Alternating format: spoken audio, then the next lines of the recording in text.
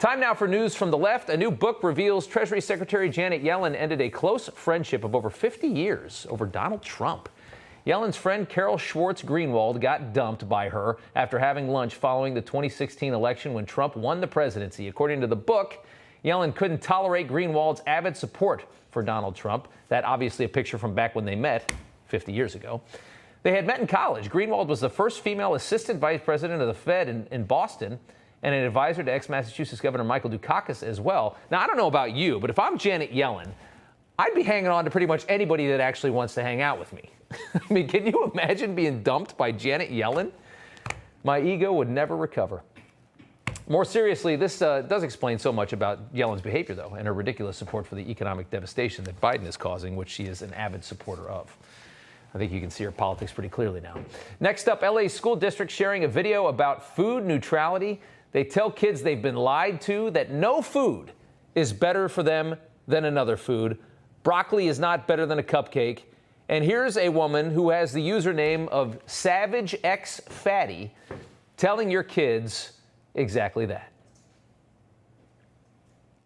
We are all incorrectly taught from a young age that our size, and therefore the foods that we eat, are markers of our self-worth. Moralizing food can lead to harmful relationships with food and disordered eating. The only foods that are bad for you are foods that contain allergens, poisons, and contaminants, or food that is spoiled or is otherwise inedible. I don't know. I mean, that's pretty offensive to people that are allergic to some things. I don't know. Allergens are bad for you? Should you be saying that? Yes, apparently there's no food that's bad for you. So, take of that what you will. Finally, Nancy Pelosi addressing abortion today. Enjoy. I think what you're seeing there is a conflict within the Republican Party. There are those in the party that think life begins at the candlelight dinner the night before. And these people are in defiance of that, right? They're in defiance of that because they're saying whatever they're saying about it. So that's what you're seeing there. But we are united in our support for women's right to choose. Begins at the candlelight dinner before, huh? This from a woman who thinks a baby is just a lump of cells 5 seconds before the water breaks. Finally, tonight, some perspective. There are moments when you realize just how disgusting, bloated, and corrupt your city is. This morning was one of those moments for myself here in New York.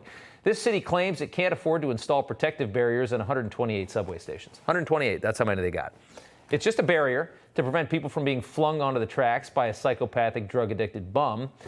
So maybe you're thinking in your head, how much could that possibly cost? You got 128 subway stations, right? You've probably been in New York. You've been down on the subway. Some have several tracks, obviously. There's a lot of them that are very big. They're transportation hubs. But it can't be that insane, right? I mean, it's just a barrier. In my head, I estimated, how much could that possibly cost? A couple million a station at worst? Just to put up a little 3-foot barrier?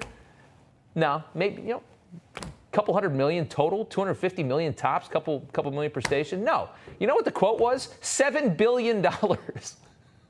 After decades of corruption and backdoor deals and sleazy union contracts and all the rats that have embedded themselves into the bowels of this big government city to pickpocket the New York taxpayer, $7 billion, and they say it with a straight face. It costs $7 billion to put protective barriers in our subways. Just for reference, the tallest building in the world is the Burj Khalifa in Dubai. You know what that cost? $1.5 billion. It's $7 billion to build a little tiny 3-foot glass little thing on the subway tracks, and you built that for $1.5 billion. Extrapolate that out, though, now to the entire federal government, because I know you probably hate New York and don't care. Imagine how many hundreds of billions, if not trillions, of your dollars are wasted every single year, because this is how government works. This is how the whole thing works. Today, it just hit me like a sledgehammer in the side of the head. You see it all the time, but it's just moments when you just realize, my God, what are we doing? This government, we've grown this beast out of control. Imagine how much more efficient this country would be if we were heavily privatized. Imagine all of our roads paved in marble. Be kind of slick when it rains, I guess.